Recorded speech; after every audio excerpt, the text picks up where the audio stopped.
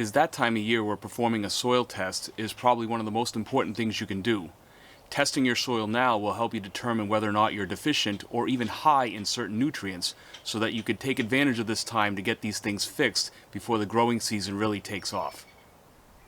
Now, there are plenty of tests that you can actually perform right at your own home and buy in a local store, but these tests give you very limited results, and they're also dependent on the water that comes out of your pipes. You should be using distilled water, but again, these things can actually affect the results and not give you anything accurate. I like to use the tests that you send out to the lab.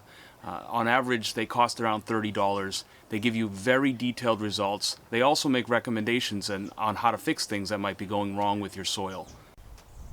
Knowing what's going on with your soil's nutrients is very beneficial, so that way you're not wasting your money with certain fertilizers and soil amendments. These things will actually not perform as intended if some of the things are off in your soil. For example, your pH. If your pH is really low, certain fertilizers won't even affect your lawn at all. They'll be locked in the soil. I actually had this experience myself one year when I was putting down a lot of high nitrogen fertilizers trying to boost my new lawn, and I wasn't getting the results that I was expecting.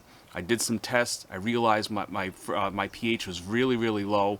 I ended up having to lime my lawn, and the results were instantaneous from those fertilizers once I got things in range. I've made videos in the past on taking soil samples and sending it out to a lab.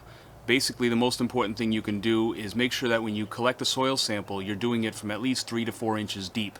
This is where your roots live, and this is going to be the most accurate representation as to what's going on with your soil. Using a soil probe is probably one of the best and easiest ways to collect your soil samples, and I'll leave a link in this video as to a video that I made in the past to make a soil probe for about $20 with some basic pipe parts. Don't start applying products to your lawn without actually knowing what you're working with. Avoid the guessing games and get yourself a soil test kit. Thanks for watching, guys. Don't forget that like and subscribe.